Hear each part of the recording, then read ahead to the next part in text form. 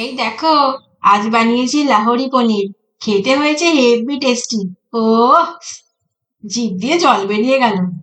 এটা যদি শুকনো খেতে চাও তো রুটি পরোটার সাথে খেতে পারো, আর যদি হালকা ছড়িয়ে খেতে চাও তো ভাতের সাথে খেতে পারো।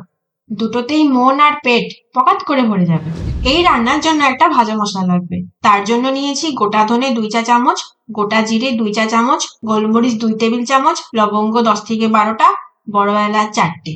এছাড়া নিয়েছি তেল 1 কাপ, নুন পরিমাণ মতো, ঘি 2 টেবিল চামচ, লঙ্কার গুঁড়ো স্বাদ অনুযায়ী, আদা রসুন বাটা 2 চা চামচ, কাশ্মীরি লাল লঙ্কার গুঁড়ো পরিমাণ মতো, ধনে গুঁড়ো 2 টেবিল চামচ, কসুরি মেথি স্বাদ অনুযায়ী, দই 1 কাপ, দুটো টমেটো বাটা, পেঁয়াজ দুটো, ধনেপাতা প্রয়োজন মতো, আর পনির 200 গ্রাম। প্রথমে দুটো পেঁয়াজ কচকচ করে কেটে নাও। দেখো, এরকম কোনাকুনি ভাবে কাটবে, তাহলে পেঁয়াজ খুব ভালোভাবে ভাজা হয়ে যাবে। পেঁয়াজের পিসগুলো যেন এরকম পুঁটি মাছের বাচ্চার মতো দেখতে হয়, সেদিকে খেয়াল রাখবে। এইবার দামড়া পনিরটি চাকু দিয়ে 2 আধখানা করে নাও, আর একটা সাইড এরকম লম্বা লম্বা খাস্তা গজার মতো কেটে নাও। ভাজা মশলা বানানোর জন্য যে মশলাগুলি নিয়েছিলাম, সেটা একটা গরম মুখ থ্যাবড়া কড়াইয়ে শুকনো খোলায় ভেজে নাও। এটা ভাজা মশলা, তাই তেল দিইনি। তেল দিলে ফালতু মশলা হয়ে যাবে। ব্যাস, মশলার গন্ধ বেরোলে নামিয়ে নাও, আর ঠান্ডা হলে মিক্সিতে গুঁড়ো করে নাও। এইবার দামড়া পনিরের বাচ্চাগুলোকে অল্প নুন দিয়ে আর কালারিং এর জন্য কাশ্মীরি লাল লঙ্কার গুঁড়ো দিয়ে মাখিয়ে নাও।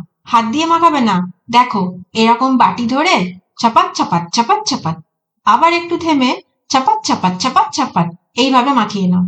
এইবার একটা হাঁড়ি মুখো কড়াই নাও, গরম হলে 2 চামচ তেল দিয়ে পনিরের বাচ্চাগুলোকে একটা একটা করে ছেড়ে দাও।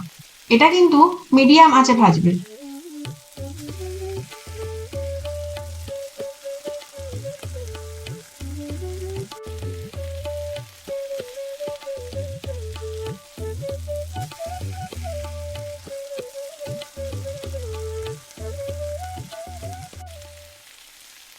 ব্যাস, ভাজা কমপ্লিট হলে একটা একটা করে যেমন তেলে ছেড়েছিলে সেরকম তুলে নাও। একসাথে দুজনকে তুললে আবার উঠতে চায় না। এই ওঠ, ওঠ। দেখো, যে তেলটাতে পনির ভেজেছিলে তাতেই 2 টেবিল চামচ ঘি দিয়ে দাও। একটা গোটা এলাচ আর 7-8টা লবঙ্গ দিয়ে দাও। এগুলো ফুটফাট করলে পেঁয়াজ কুচিগুলো দিয়ে দাও।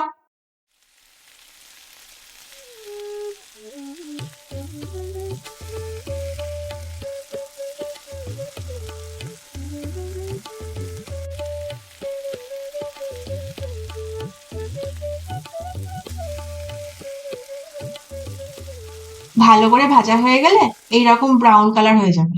এইবার দিয়ে দাও টমেটো বাটা, আর দিয়ে দাও লঙ্কার গুঁড়ো। লঙ্কার গুঁড়ো স্বাদ অনুযায়ী দিতে হবে। তোমার বেশি চুলকানি থাকলে আরো বেশি দিতে পারো, তাতে আমার কোনো প্রবলেম নেই।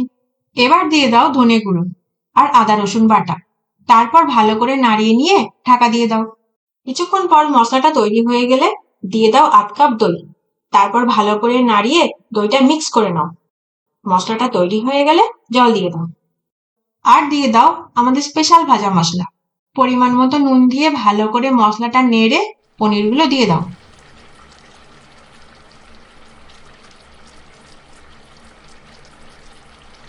একটু ঢাকা দিয়ে কিছুক্ষণ রেখে পরিবেশন করে দাও। দেখো, কি টেস্টি লাগছে, আমার তো জিভে জল এসে গেল। ও,